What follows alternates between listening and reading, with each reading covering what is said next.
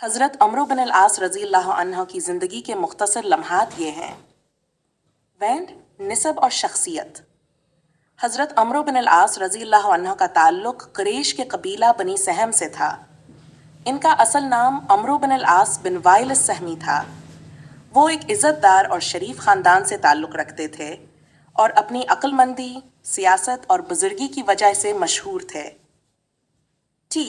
इस्लाम कबूल करना। हज़रत अम्र बिन अल-आस रज़ी अल्लाह अन्हा इब्तिदाई तौर पर इस्लाम के सख्त मुखालिफ थे और मुसलमानों के खिलाफ जंगों में भी शरीक रहे। मगर जब उन्होंने इस्लाम की हकानियत को समझा तो उन्होंने सन 8 हिजरी में इस्लाम कबूल कर लिया।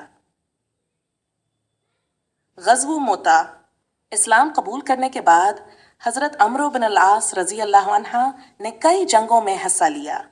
ग़ज़्व मोता में आपने शजाअत के जौहर दिखाए और इस्लामी लश्कर की क़ियादत में अहम किरदार अदा किया। फ़तह मिस्र। हज़रत उमर बिन ख़त्ताब रज़ी अल्लाह अन्हा के दौर खिलाफत में हज़रत अम्र बिन अल-आस रज़ी अल्लाह अन्हा को मस्र फ़तह करने का हुक्म मिला।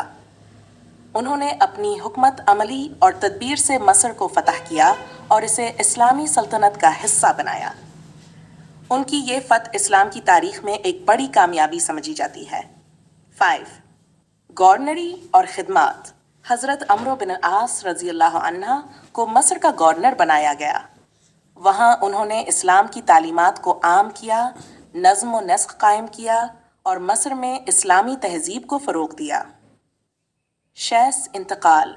हज़रत अम्र बिन अल-आस रज़ी अल्लाह अन्हा ने अपनी ज़िंदगी इस्लाम की खिदमत में गुजारी और 8 हिजरी में उनका इंतकाल हुआ।